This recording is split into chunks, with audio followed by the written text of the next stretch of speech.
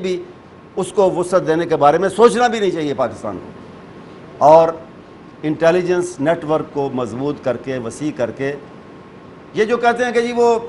دہشت گرد، کوئی کہتا ہے دہشت گرد چھپے ہوئے ہیں جنوبی پنجاب میں، کوئی کہتا ہے سامنے آ گئے ہیں، تو بھائی سامنے آ گئے ہیں یا چھپے ہوئے ہیں، جو بھی صورت ہے، انٹیلیجنس کس مرض کی دوا ہے، کس کام کے لیے؟ پہلے بھی اسے صحیح طور پہ کام میں نہیں لایا گیا، میں کئی مرتبہ کہہ چکا ہوں،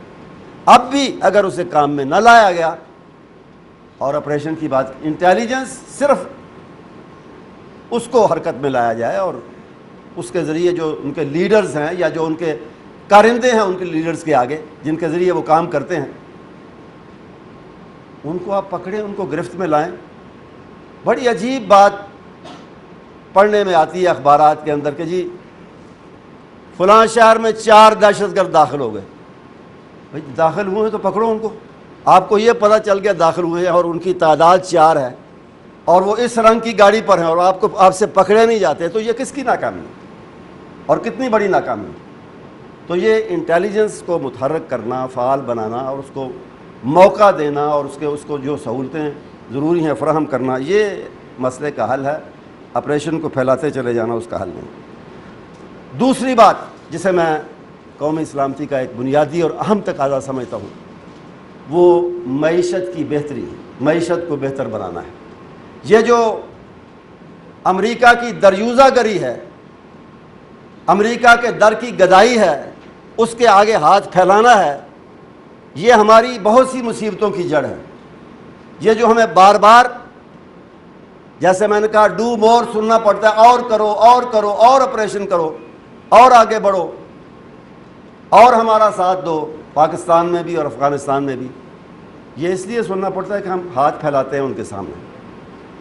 ان سے مانگتے ہیں، کاسہ گدائی ان کے سامنے رکھتے ہیں، تو وہ اس میں چند سکے ڈالنے سے پہلے بھی اور بعد بھی مطالبہ کرتے ہیں کہ جو ہم کہتے ہیں وہ کرو۔ تو معیشت کو جب تک مضبوط نہ بنایا جائے گا، اس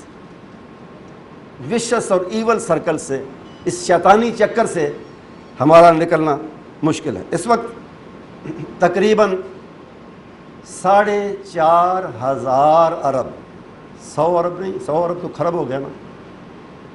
4,500 سے بھی زائد، جیسے 4.5 کے قریب 4,500 ارب روپیہ اندرونی اور بیرونی قرضہ ہے پاکستان کا، جس میں گزشتہ 10 سال کے اندر بہت زیادہ اضافہ ہوا ہے۔ 10 سال پہلے اتنا نہیں تھا، اس سے آدھا بھی نہیں تھا میرے خیال میں، جتنا کہ دگنے سے زیادہ اب ہو گیا۔ تو اتنا جو قوم اتنی مقروض ہو، اس کی فاقہ مستی پھر رنگ لاتی ہے کسی دن۔ قرض کی پیتے تھے میں لیکن سمجھتے تھے، غالب تو سمجھتا تھا، ہم نے سمجھا بھی نہیں ہے، اس نے کہا تھا کہ قرض کی پیتے تھے میں لیکن سمجھتے تھے کہ ہاں رنگ لائے گی ہماری فاقہ مستی ایک دن۔ ہم قرض کی پیتے رہے لیتے رہے اور سمجھنے کی کوشش نہیں کی کہ اس کا نتیجہ کیا ہوگا۔ آج ہماری ان مشکلات کی، قومی سلامتی کے بارے میں ہمیں جو مشکلات درپیش ہیں، ان کی ایک وجہ یہی ہے کہ ہماری معیشت کمزور ہے اور ہمیں سہاروں کی تلاش رہتی ہے۔ امریکہ کا سہارا، اس کے حوالے سے IMF کا سہارا اور ورلڈ بینک کا اور پتہ نہیں کس کس کا۔ تیسری جس بات کی ضرورت ہے قومی سلامتی کے لیے، وہ یہ ہے کہ قوم کو قوم بنایا جائے، اس میں حب وطن اور قربانی کا جذبہ پیدا کیا جائے۔ لیکن کس طرح؟ ایک ہی طریقہ ہے، مؤثر طریقہ، اور وہ ہے حکمران اس کی مثال بنے، قربانی حکمران دیں۔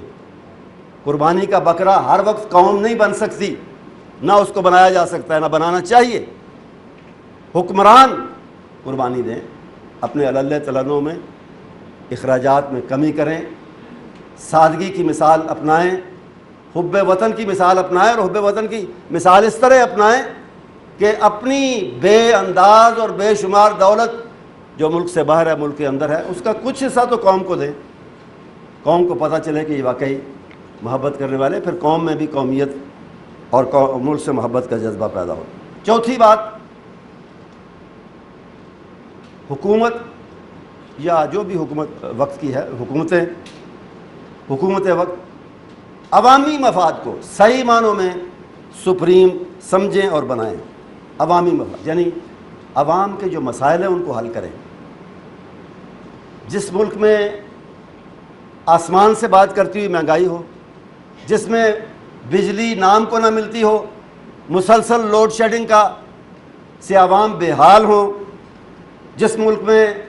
امن و امان قائم نہ ہو، اس ملک سے پھر زبردستی